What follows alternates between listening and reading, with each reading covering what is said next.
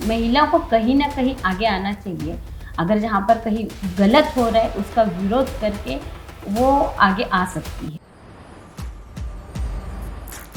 उनका ही मैंने एक गुण लिया हुआ है कि जो महिला है वो आगे जाए, उनके हाथ को कुछ काम मिले। जब तक विरोध नहीं होगा आपको, तब तक आप काम ज़्यादा अच्छे से नहीं कर सकते। ये मेरा खुद का एक मानना है। मैं समाज सेवा ज़्यादा करना चाहती हूँ। राजनीति एक टैग होता है आपके पास में, एक पावर होती है, जो उस पावर से आप लोगों का काम कर सकते हैं।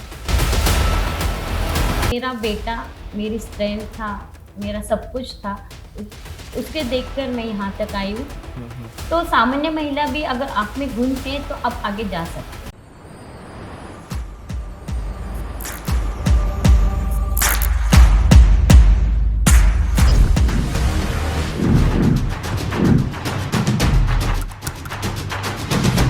नमस्कार दोस्तों, द पब्लिक न्यूज़ 24 की तरफ से मैं आलोक शुक्ला।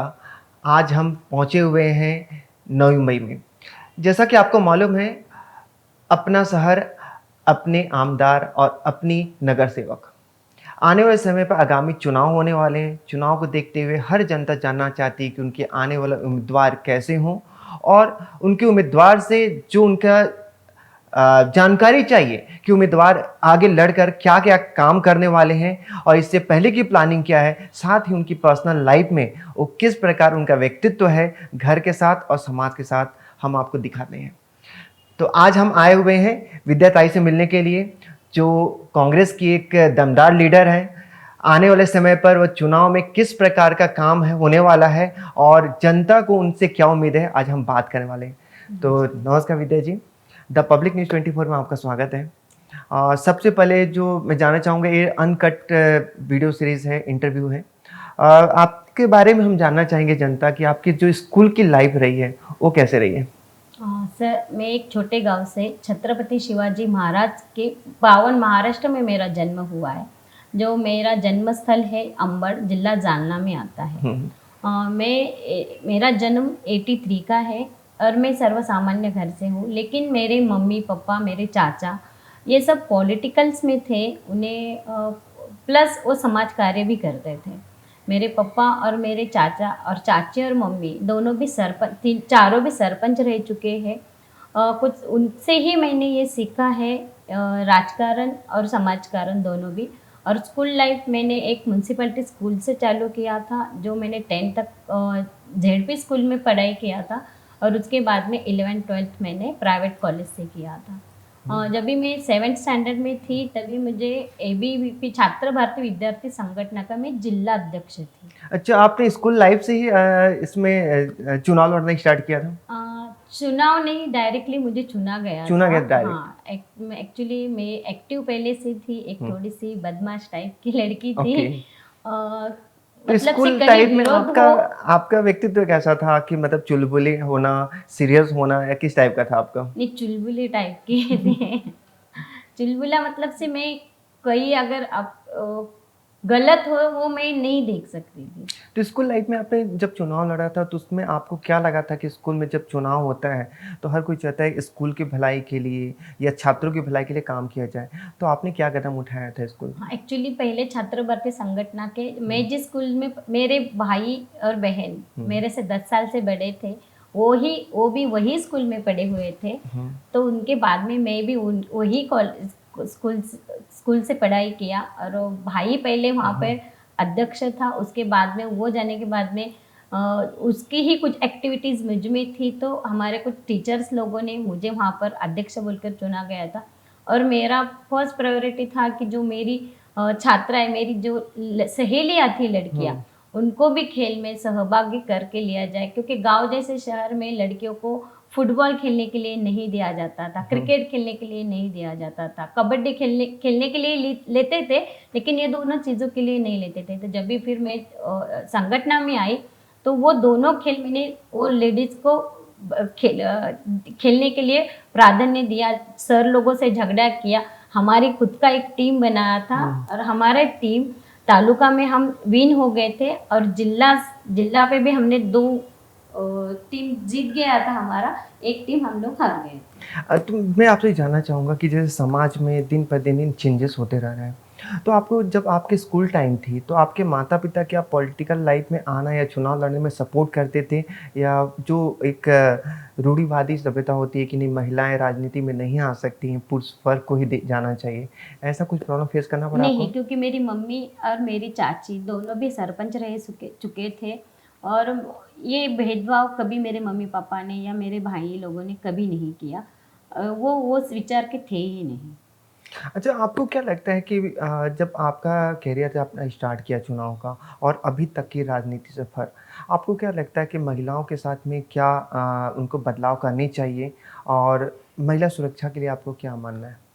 महिला जब भी देखिए सर, जब मेरी जर्नी स्टार्ट हुई, शादी से पहले भी मेरा फैमिली बैकग्राउंड पूरा पॉलिटिकल था। उसके बाद में मैं ससुराल में आई, वहाँ पे भी पॉलिटिकल सारे लोग थे। मेरे आज भी मेरा भतीजा, मेरी बहू ग्राम पंचायत के सदस्य है, वहाँ पर वो अभी भी स्टैंडिंग नगर सेवक है। तो वो कहीं ना कहीं मेरे पहले से ही अंदर एक बोलते हैं ना ब्लड रिलेशन रहता है, वो पहले से ही था।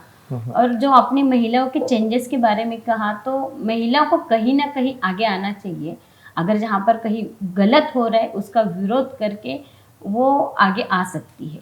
अपने शक्ति रखेंगे ना तो महिला बहुत आगे जा सकती है। अच्छा, एक्चुअल पॉलिटिकल लाइफ के बारे में आपकी शुरुआत कब से हुई थी?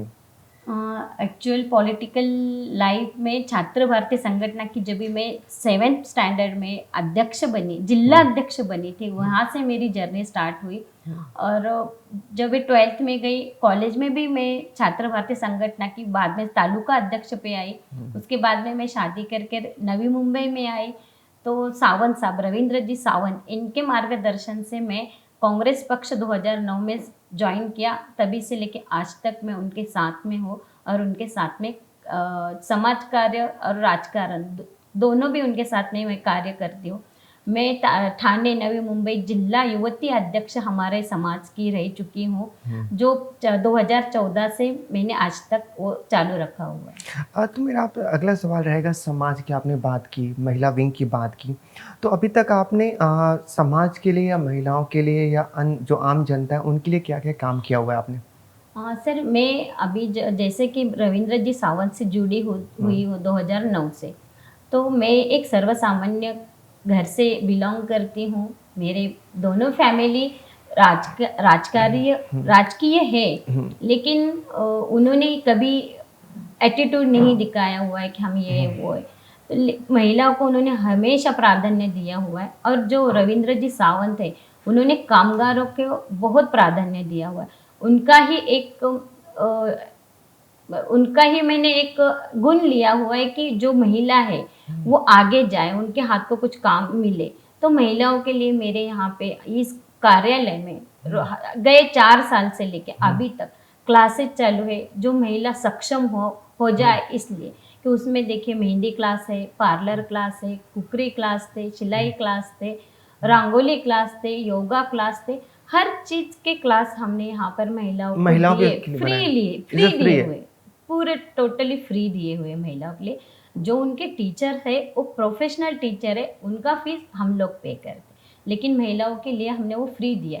उसमें से क्या हुआ सर, जो महिलाएं सीखे हैं गए 4 साल से अभी तक, आज भी आपने देखा होगा मेरा क्लास चालू था, उसमें से जो महिलाएं कुछ पार्लर सीखी है, वो खुद का घर में भी वो पार्लर चालू किया है। बेकरी में केक क्लासेस, महिलाएं घर से केक बनाकर बेचती है। अगर आप बाहर केक लेने के लिए जाओगे तो आपको 300-350 में केक मिलता है, लेकिन वो बनाया हुआ रहता है। आप उनको ऑर्डर देते हो, वो तुरंत आपको बना के दे देती है। चैनल के माध्यम से हम दिखाना चाहेंगे कि अगर ऐसी महिलाओं से कोई केक मंगाया जाए, कि रोज़गार का जो आपने ऑप्शन है, एक बहुत ही यूनिक आपने कॉन्सेप्ट अपनाया है कि महिलाओं को खुद से ट्रेंड करना और ट्रेंड करके उन्हें रोज़गार का अवसर देना, ये बहुत ही अच्छा काम है। सभी पॉलिटिकल में एक अलग आम होता है, जैसे जो हम सामने देखते हैं, तो आपकी जो पॉलिटिकल छवि है तेज तर्रार वाली है। आप जनता के लिए लड़ते भी हैं। आपकी पर्सनल लाइफ कैसी है? आप अपनी पर्सनल लाइफ में एंटरटेनमेंट के लिए क्या करती हैं?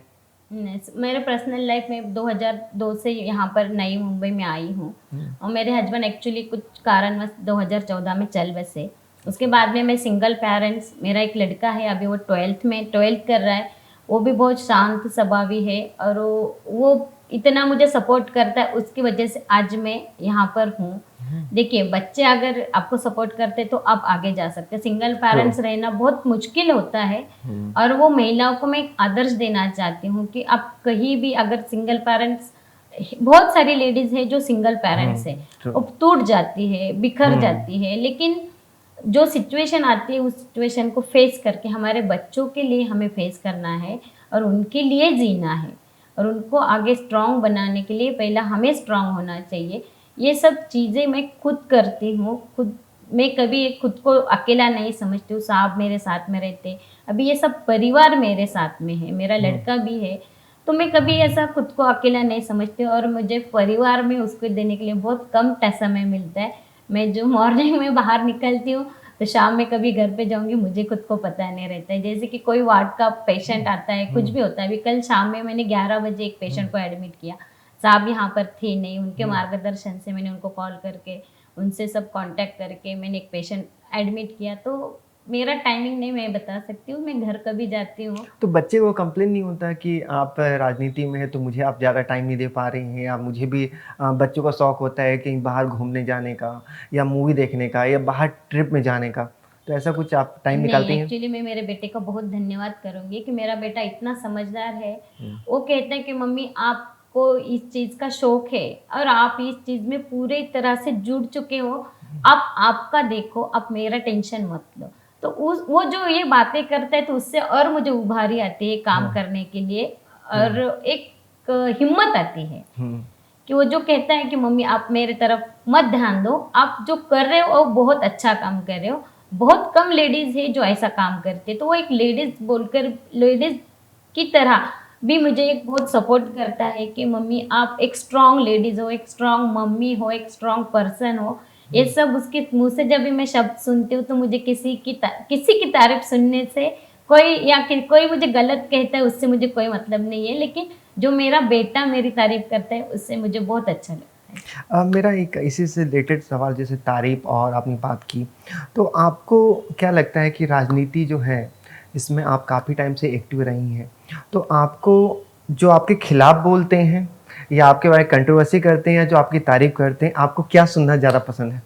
नहीं सर, क्या होता है कभी अगर हम अच्छे बार बार अच्छा ही सुने, ये मैं कोई भी मुझे गाली भी दे तो भी मैं सुन लूंगी, क्योंकि जब तक विरोध नहीं होगा आपको तब तक आप काम ज़्यादा अच्छे से नहीं कर सकते। ये मेरा खुद का एक मानना है। अगर कोई मुझे विरोध करता है या कोई मुझे ट्रोल करता है तो मैं उससे भी ज़्यादा और एक्टिव ज़्यादा काम कर लेती हूँ। तो आपकी लाइफ का कुछ ऐसा किस्सा हमें बताइए जिसमें आपको ट्रोल हुआ हो, जिसमें आपकी हिस्सेदारी नहीं रही हो? सर बहुत जगह ट्रोल होती हूँ, जैसे मैं सिंगल पेरेंट्स हूँ और मुझे रवि जी का बहुत सपोर्ट है। दादा मुझे इतना सपोर्ट करते हैं कि हर चीज में वो कोई अगर मैं प्रोग्राम रखने के लिए बोलती वो कभी ना नहीं बोलते थे। ये लोगों को बहुत ऐसा लगता है कि अरे ये तो उनके इनकी इसके ऊपर उड़ रही है, लेकिन ये मैं उनको कहना चाहूंगी कि ये मेरी खूबी है जो उन्होंने देखी है। यहाँ पर मैं ट्रोल होती हूँ तो ठीक है, लेकिन मैं ध्यान नहीं देती हूँ। अच्छा, राजनीति में देखा जाता है कि जो बहुत ज़्यादा एक्टिव होता है या काम करने वाला उसको ही टिकट मिलता है।